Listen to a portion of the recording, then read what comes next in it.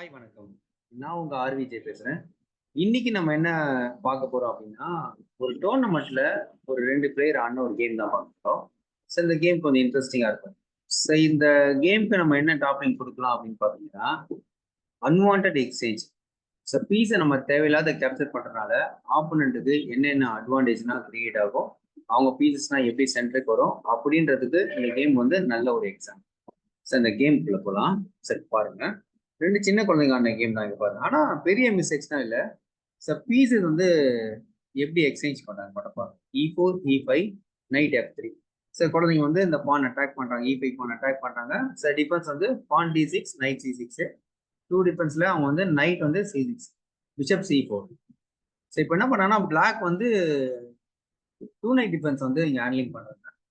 டைரக்டா பான் அட்டாக் பண்றதுனால இப்போ நைட் G5 நம்ம ஆடலாம். பட் அதுக்கு பதிலாக டைரக்டாவே பான் வந்து D3 பான் டிஃபென்ஸ் பண்றாங்க. அகைன் வந்து டைரக்டா பான் H6, இந்த பிஷப் G5 வந்து ஸ்டாப் பண்றதுக்கும் அந்த பின் அவாய்ட் பண்றதுக்கும் நைட் G5 வரது ஸ்டாப் பண்றதுக்கும் அந்த மூவ் சூஸ் பண்றாங்க. பான் C3, ஒயிட் வந்து பான் C3 வச்சு சென்டரை கண்ட்ரோல் பண்றாங்க. டைரக்டா D5. இந்த D5 வந்து பாத்தீங்கன்னா சென்டர் அட்டாக் பண்றாங்க. பான் டேக்ஸ் பான், நைட் டேக்ஸ். இப்போ இந்த நைட்டை வந்து நம்ம 2 டைம்ஸ் அட்டாக் பண்ண சான்ஸ் இருக்கு. அகைன் வந்து பாத்தீங்கன்னா இந்த E5 பானும் வந்து அன்சப்போர்ட்ல இருக்கறனால நம்ம டைரக்டா E5 பானை வந்து அட்டாக் பண்றாங்க white. Actually night and queen 2 pieces சேர்ந்து அட்டாக் பண்றாங்க. நைட் C6 மட்டும் டிஃபெண்ட் பண்றதுனால அகைன் பிளாக் வந்து குயின் D6 வச்சு E5 பானை டிஃபெண்ட் பண்றாங்க. லாட் ஆஃப் டைம்ஸ் வந்து இந்த மாதிரி வந்து கிங் வந்து சென்டரா இருந்துச்சுன்னா நம்ம வந்து சென்டரை பிரேக் பண்றது வந்து நல்ல ரூல். அந்த ரூல் அப்ளை பண்றதுக்காக டைரக்டா சென்டர் அட்டாக் பண்றாங்க. இப்போ சென்டர் அட்டாக் பண்ணால பான் நம்ம E5 வைக்க முடியாது போர்டில். நம்ம பான் ஃப்ரீயா போயிடும். பான் டேக்ஸ் பான் கட் பண்ணுறது. பான் வந்து பின்ல இருக்கு.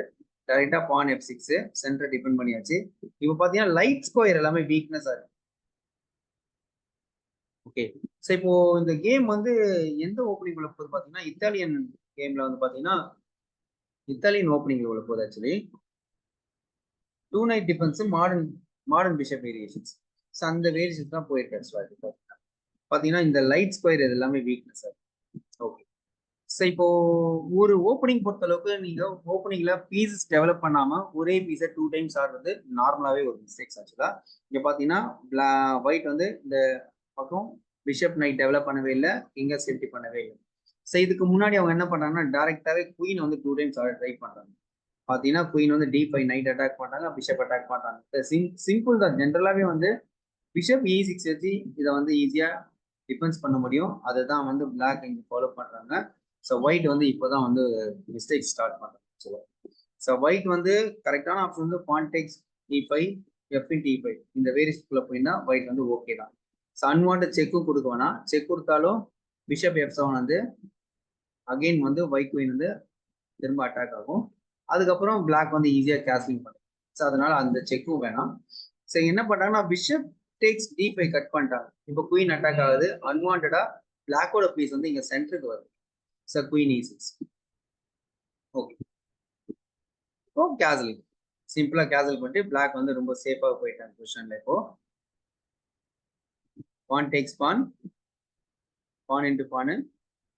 இப்போ B4ன்னு கிங்க சென்டரா வச்சுட்டு இவங்க என்ன பண்ணாங்கன்னா தைரியமா B4, B5 ட்ரை பண்றாங்க. ஏன்னா இங்க சென்டர்ல வந்து E5 பானை அட்டாக் பண்றதுக்கு ஒரு சான்ஸ் இருக்கு.